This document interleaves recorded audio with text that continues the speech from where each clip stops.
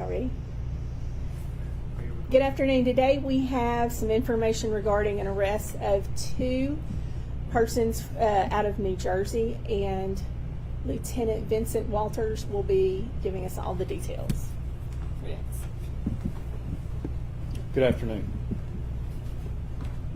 I'm Lieutenant Vince Walters, Washington County Sheriff's Office Criminal Investigation Division. Thank you all for coming today. Just wanted to update you and the public on a couple of arrests that we have made here at Washington County Sheriff's Office. A female by the name of Salma Al-Dakarim and a male by the name of China Goram Anwamir was arrested in New Jersey on October the 23rd of this year. The Washington County Sheriff's Office Criminal Investigation Division began a case of extortion in Washington County. This case led us to these 2 individuals in New Jersey. The Washington County Sheriff's Office investigators traveled to New Jersey, executing a search warrant at their home and subsequently taking them into custody.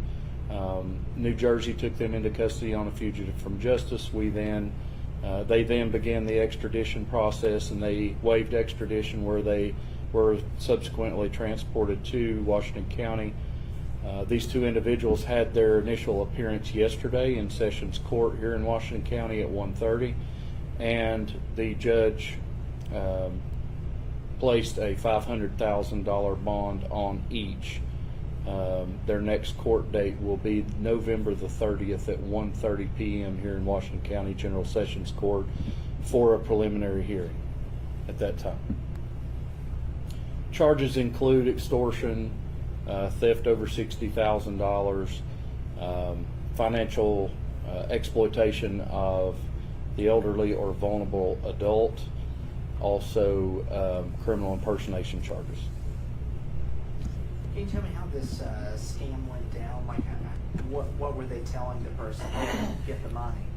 It was through the internet, of course, and they were threatening the individual with court and basically it coming out about them talking to these individuals. So there have been plenty of times, I think we've even reported reports as well, where that's come from the sheriff's office, like people are getting calls saying that they are impersonating an officer, don't answer that. What was different about this time that you put so much of your resources in to capture these individuals? Well, we put as much resources into every case that we have, but the difference in this case is that the evidence was there. We were able to follow the money, and it led us to the New Jersey duo, and we were able to make an arrest. And that was the big thing, is the evidence was actually there. And you were able to do this work by jumping jurisdiction because of the help of the other police department, is that correct? That's correct. We enlisted the help of the Piscataway, New Jersey Township Police Department. They were super nice and super helpful, and we were able to join forces basically and see this mission through. How rare is it that you're actually able to find someone when there's a scam situation like this? Extremely rare. Can you give an idea of, I guess, a proportion, or how many times you've seen where you've actually caught somebody? This is one time in 27 years.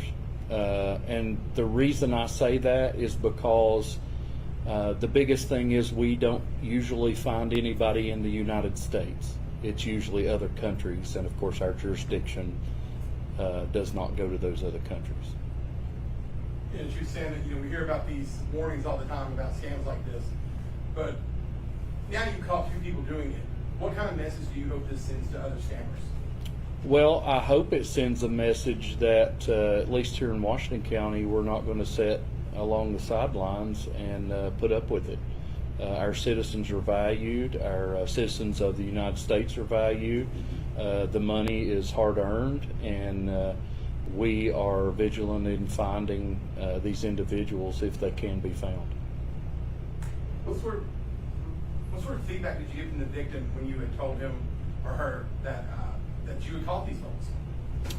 The family was excited about us being able to actually pinpoint someone or some folks and make an arrest. Will they get their money back, or do you know, is that a possibility? We try in every way to make the victims whole as we can, but that is still in the process. So we hope to, but we can't always guarantee that.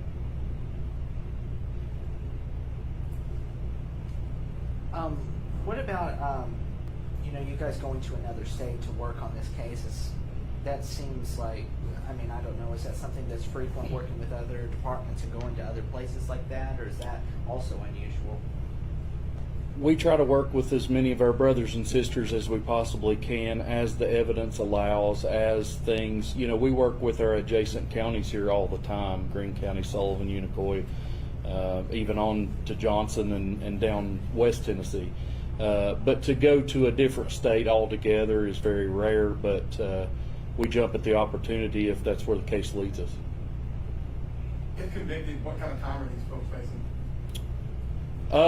That would be up to the judge and the DA's office, but depending on criminal history, depending on, different factors that the judge has to consider, it could be anything from probation to prison time. I'm unsure of that.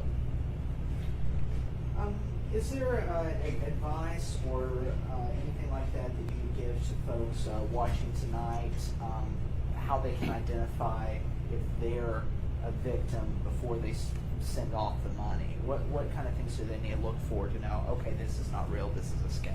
Well, if we always say, and the public has heard this many, many times from us, if it seems too good to be true, then it usually is.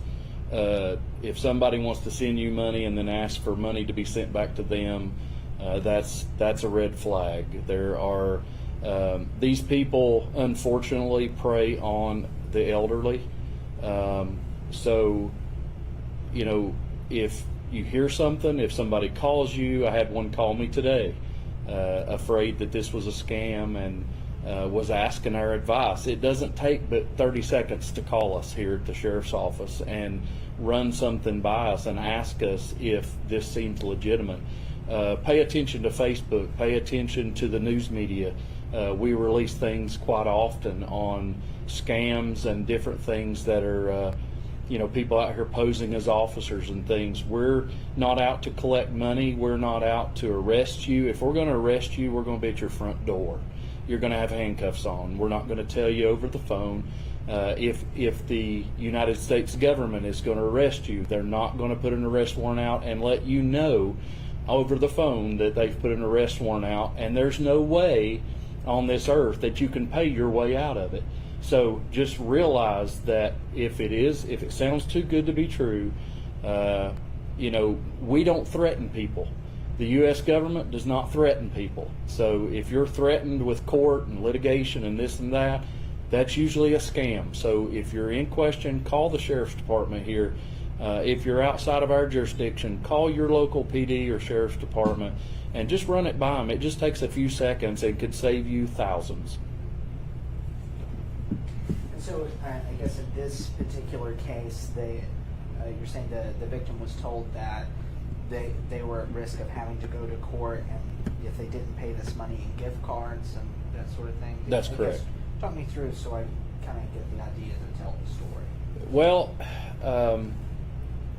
just like any other time that anybody else is vulnerable, you can hit something. Just for instance, you can hit something real quick and become an Amazon Prime member just like that, and then get yourself in over your head. It's the same kind of stuff.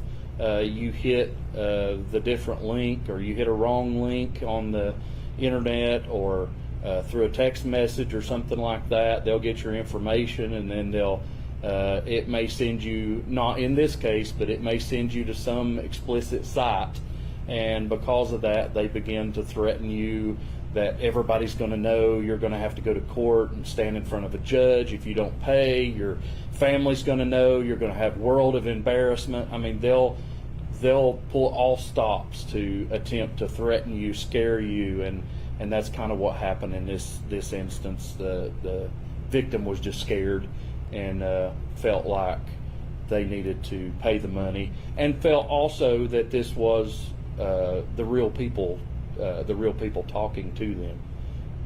Who are they pretending to be? They were pretending to be the United States FBI. I